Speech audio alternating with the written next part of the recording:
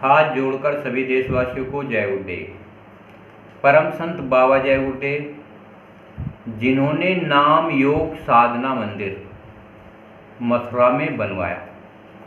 परम संत बाबा जय गुरुदेव की कर्म भूमि, जहां उन्होंने 1952 से लेकर 2012 तक मानव समाज को सत्य का संदेश दिया, जिसे कहते हैं सत्संग।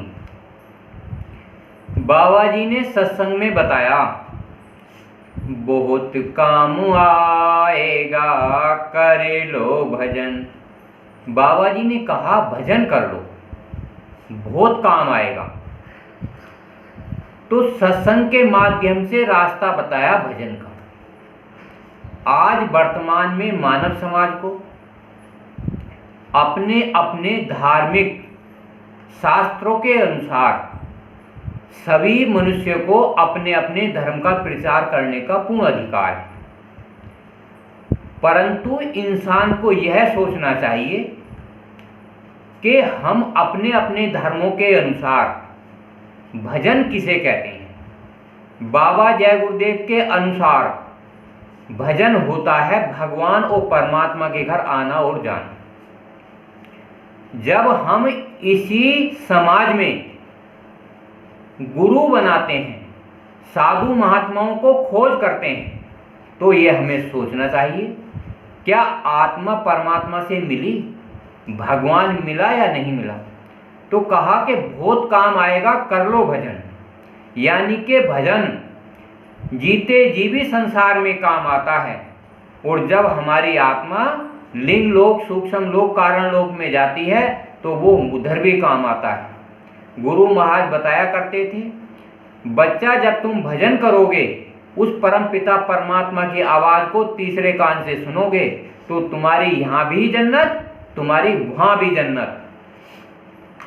सुबह शाम किया करो गुरु को नमन।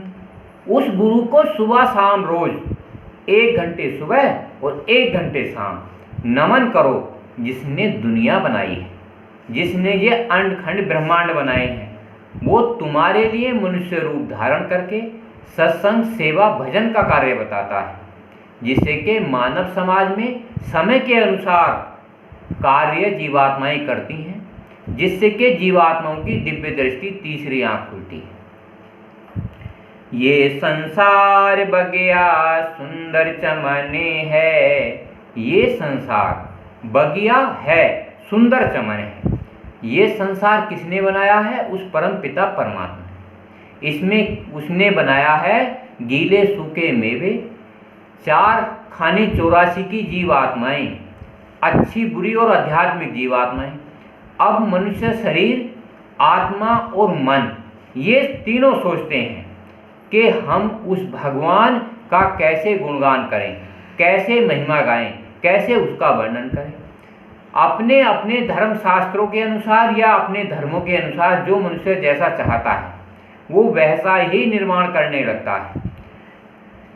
जिसे देख मन भवरा होता मगने है, जिसे देख मन भवरा होता मगन है।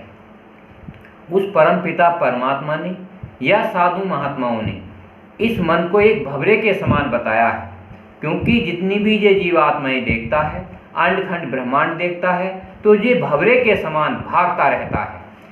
मन 4 खाने 84 में भागता रहता है। और गुरु महाराज बताया करते थे, जन्मते मरते दुखी दुख होई, यानी कि जीवात्मा जब मनुष्य रूप धारण करती है तो ये जन्म भी लेती है और मरती भी है। उजड़े चमनी तेरा होगा गमन। एक दिन ऐसा आता है जब हमें ये मनुष्य शरीर मिलता है। 10 साल, 20 साल, 50 साल का जैसे जैसे समय बीतता जाता है, इस शरीर की आयु भी समाप्त हो जाती है। सतयुग, द्वापर, त्रेता, समय के अनुसार आयु रही, वैसे ही धीरे धीरे कलयुग में आयु मनुष्य शरीर की 100 वर्ष हो गई। 100 वर्ष भी इंसान जी कर चला जाता है, न भगवान का पता चलता है और न परमात्मा का पता चलता है। सारी कमाई तूने कुटुंब को खिलाई रे। हर इंसान अपना घर परिवार बनाता है और सारी कमाई बचपन से लेकर बुढ़ापे तक अपने घर परिवार को खिलाता है। ये उसका परम उद्देश्य है, परम कर्तव्य है। इसके साथ साथ भगवान ने बताया ये संसार जो सुंदर चमन है ये भगवान की एक बगिया है, परमात्मा का एक आशीर्वाद है। तो इसमें रहते हुए वो कहता है 1 घंटा सुबह और 1 घंटा शाम उसकी प्रार्थना करो, उसका सुमरन करो, उसका भजन करो। जैसे गुरु महाराज ने बताया सत्संग सेवा भजन। पास बचे ना तेरे एक भी पाए रे, जब तू इस मनुष्य शरीर को छोड़ेगा, अगर तूने अच्छे बुरे कर्म किए तो अच्छे किए तो अच्छों का फल मिलेगा और बुरे किए तो बुरों का फल मिलेगा और आध्यात्मिक किए तो आध्यात्मिक का फल मिलेगा। तो एक भी पाई तेरे पास नहीं बचती, क्योंकि सच्चा भजन, परमात्मा का दर्शन, भगवान का दर्शन आत्मा ने कभी नहीं किया। तेरे तन पर होगा बंदे, तेरे तन पर होगा बंदे, 2 गज कफन बहुत काम आएगा, कर लो भजन।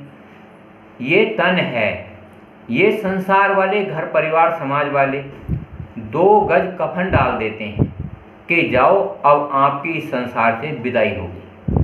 क्योंकि जब मनुष्य शरीर से जीवात्मा निकल जाती है, जो पंच भौतिक शरीर, काम क्रोध लोभ मोह अहंकार, ये सब समाप्त हो जाते हैं। जैसे जल वायु पृथ्वी अग्नि आकाश, ये सब एक दूसरे में सब मिल जाते हैं।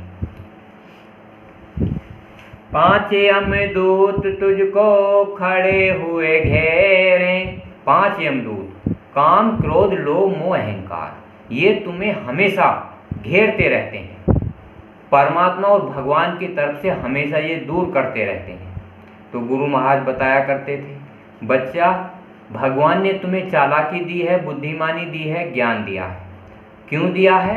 कि जैसे हंस जीवात्माएं दूध और पानी को अलग कर देती हैं, उसी प्रकार से मनुष्य शरीर परमपिता परमात्मा का मंदिर है। इसमें जो जीवात्मा बैठी है वो समाज में अच्छे बुरे आदमियों को अलग अलग कर देती है और आध्यात्मिक गति उसे अंदर में प्रकट कर देती है। काम नहीं आया कोई अपना तेरे, कोई अपना तेरे, घर परिवार समाज का कोई आदमी अंत समय पे काम नहीं आता। कौन काम आता है? परम पिता परमात्मा, जिसने अंडखंड ब्रह्मांड बनाए हैं, जो सभी धर्मों का एक है। वो एक है, अकेला है, अनामा है, सच्चिदानंद प्रभु धामा। वो सच्चा है, वो प्रभु है, वो एक अकेला है। ले जाकर मरघट में, ले जाकर मरघट में लगा दें अगन। इस शरीर को 4 आदमी अपने घर परिवार समाज के ले जाकर मरघट में जला देते हैं, गाड़ देते हैं, अपने अपने धर्मों के रीति रिवाजों के अनुसार। कभी हम जिंदगी भर तक ये नहीं सोच पाते कि हमें मनुष्य शरीर क्यों मिला है, परमात्मा ने क्यों दिया है और मरने के बाद हमारी जीवात्मा कहाँ जाएगी। तो साधु महात्माओं की जब संगत करोगे तो आपको पता चलेगा कि अंतर में दिव्य दृष्टि खुलने पर भगवान और परमात्मा के दर्शन कैसे होते हैं। अलख अगम को तो जाकर लख ले। अलख अगम और अनामी ये आत्मा के लोग हैं। जब आत्मा इस मनुष्य शरीर में रहते हुए गुरु महाराज की युक्ति के अनुसार सत्संग सेवा भजन का कार्य करती है, तो अंडखंड ब्रह्मांडों का धीरे धीरे आत्मा को राज पता चला जाता है। करे सत्संग बंदे होगा गमन, बहुत काम आएगा, कर लो भजन। सत्संग करो। क्या करो? सत्संग, सत्य का संग। सत्संग से मनुष्य शरीर धीरे धीरे निरोगी हो जाता है। सत्संग से सेवा करनी आ जाती है और सत्संग से हमारा भजन बन जाता है, हमें भगवान और परमात्मा के दर्शन हो जाते हैं। तो आज वर्तमान समय में सत्संग जीते जागते महात्मा का मिलना बड़ा सौभाग्य की बात है। जय गुरुदेव।